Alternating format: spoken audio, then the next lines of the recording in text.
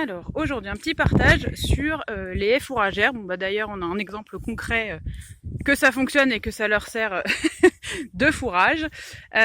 Donc, en fait, on a dans notre pâture fait des allées. Et dans ces allées, on a essayé, enfin, en tout cas, on a commencé à planter des haies. Donc, on va avoir du saule. Donc, d'ailleurs, il est en train de se régaler du saule. Donc là, le but va être de le couper en tétard à peu près à la hauteur où il le mange, pour avoir des repousses chaque année, puisqu'il ne mange pas toute l'année les branches. Il y a une certaine période de l'année où il ne le mange pas, donc ça a le temps de pousser un petit peu. Donc ça va nous servir d'arbre fourrager. On a également dans la haie tout un tas de charmilles. On a encore là ici du saule et du saule osier. Voilà, le reste sont des charmilles. On a aussi d'autres endroits où dans les haies on a mis de l'aubépine.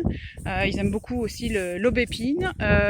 Ils aiment pas mal aussi les noisetiers, donc il y aura aussi des noisetiers dans la haie.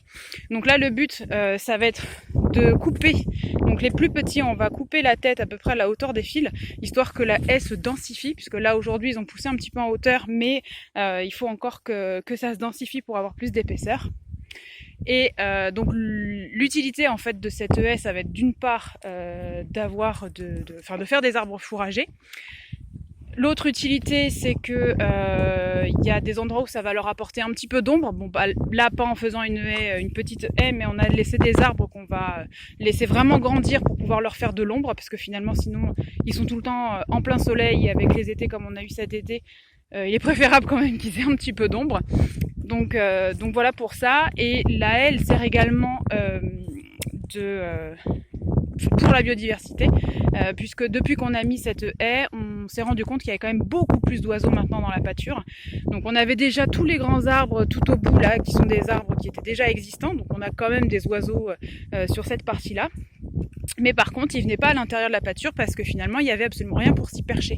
Donc rien pour se protéger des prédateurs, donc on n'avait pas beaucoup d'oiseaux. Et depuis qu'on a mis toutes ces haies un petit peu partout, on en a vraiment beaucoup plus. Voilà, donc ça c'est une première vision de ce qu'on a essayé de faire dans notre pâture. Voilà.